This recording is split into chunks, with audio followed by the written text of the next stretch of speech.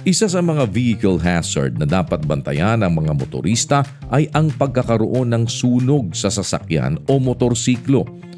Bagamat hindi ito madalas na nangyayari sa kalsada, maaari pa rin itong magdulot ng deadly emergency. Narito ang mga maaari mong gawin kung sakaling makaranas ng sunog sa iyong motorsiklo o sasakyan. Dito sa Manibela Academy.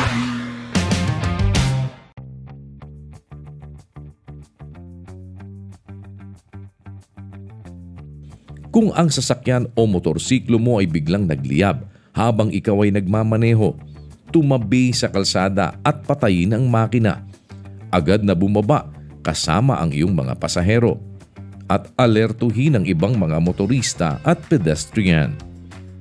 Kung meron tayong fire extinguisher, pwede agad nating bugahan or applyan ng fire extinguisher para maagapan yung apoy.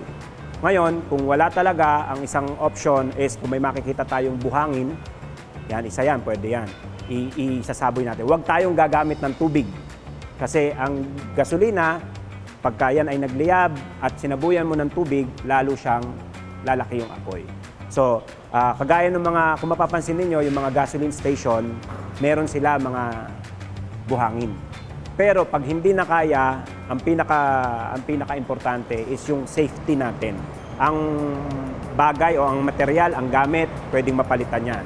Pero once tayo ay na-injury or worse, tayo ay mamatay, hindi na mapapalitan ng buhay. Agad na tumawag ng traffic law enforcer at bumbero. Huwag na huwag babalik sa loob ng sasakyan. Kung patuloy na lumaki ang apoy, huwag susubukan na mag-isang apulahin ito. Ipagkatiwala na lamang sa mga bumbero ang pag-apula ng apoy. May posibilidad kasi na sumabog ang nasusunog na bihikulo at mas malagay ka sa panganib. For more road safety tips, follow our social media accounts and subscribe to our YouTube channel. Tandaan, mata sa kalsada, kamay sa manibela.